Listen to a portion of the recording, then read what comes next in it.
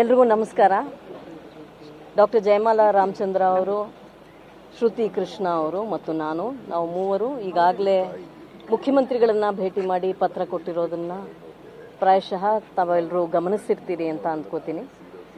ಅವರು ಈಗಾಗಲೇ ವಿವರಿಸಿದ ಹಾಗೆ ಡಾಕ್ಟರ್ ವಿಷ್ಣುವರ್ಧನ್ ಅವರಿಗೆ ಅವರ 75ನೇ ಹುಟ್ಟುಹಬ್ಬ ಸೆಪ್ಟೆಂಬರ್ 18, 2025ರಂದು ಕರ್ನಾಟಕ ರತ್ನ ಪ್ರಶಸ್ತಿ, ಕರ್ನಾಟಕ ರತ್ನ ಬಿರುದು ಅವರಿಗೆ ಸಲ್ಲಲಿ ಅನ್ನೋದು ನಮ್ಮ ಕಳಕಳಿಯ ಕೋರಿಕೆ, ಆಶಯವಾಗಿದೆ. ಅದನ್ನು ನೆರವೇರಿಸ್ಕೊಡ್ತೀನಿ ಅಂತ ಮುಖ್ಯಮಂತ್ರಿಗಳು ಭರವಸೆ ಕೊಟ್ಟಿದ್ದಾರೆ.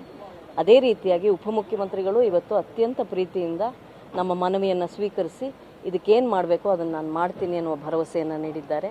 ಹಾಗಾಗಿ ನಿಮ್ಮೆಲ್ಲರ ಆಶಯದಂತೆ ನಮ್ಮೆಲ್ಲರ ಪ್ರೀತಿಯ ಕೋರಿಕೆಯಂತೆ ಅದು ನೆರವೇರಲಿ ಅನ್ನೋದು ನಮ್ಮ ಪ್ರಾರ್ಥನೆ.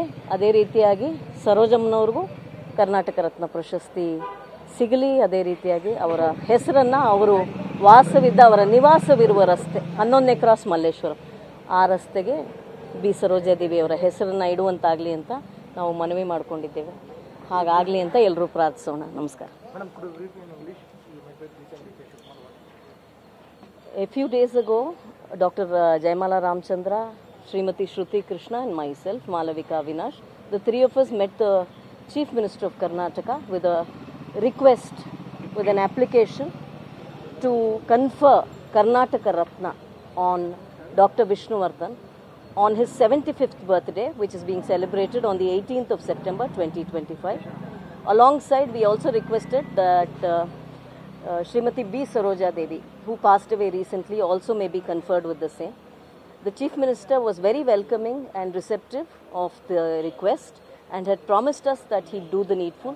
Today we have visited the Deputy Chief Minister of Karnataka, Shri D.K. Shivkumar, with the same request, and he also has been very kind and has received our request. And this is a request not just of the three of us, but I think of all the people of Karnataka and all their abhimanis, right, their fans. So I do hope that our request is fulfilled, and on the 18th of September we all get to hear the good news. Thank you very much.